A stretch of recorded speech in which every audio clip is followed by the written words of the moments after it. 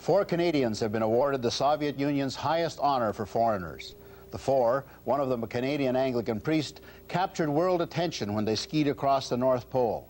Their journey took them from Russia to Ellesmere Island in Canada's high Arctic. The Reverend Laurie Dexter is a priest from Fort Smith in the Northwest Territories. He and his 3 colleagues were awarded the Order of Friendship of Nations for their role in the trip. It took 91 days to travel the 2,000 kilometers. The expedition also included a number of Soviet skiers.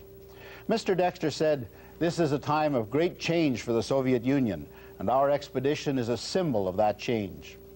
The skiers said they believed their trip helped change Canadian attitudes towards the North and gave Canadians a different picture of the Soviet Union. Most television evangelists are no longer asking if they've been hurt by scandals within their industry, they're asking by how much. Robert Schuller is the most popular televangelist in the United States. He's told his viewers that he's faced with, in his words, millions of dollars of unpaid bills.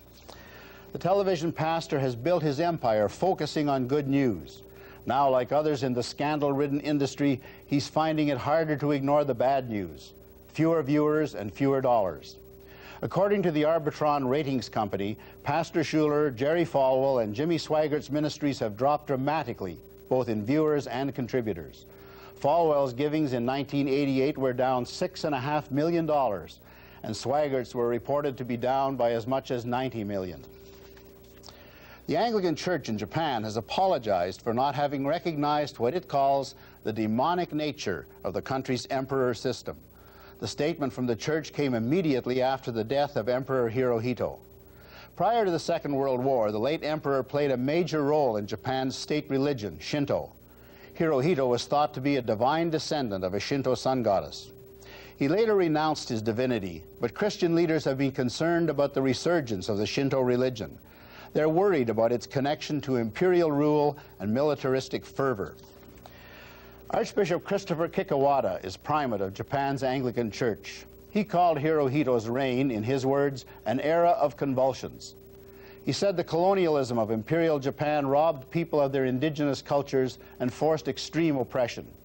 More than 20 million people were killed, starved, tortured, and separated from their families.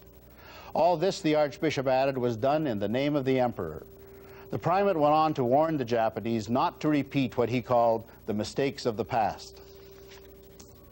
Lord, teach us to pray.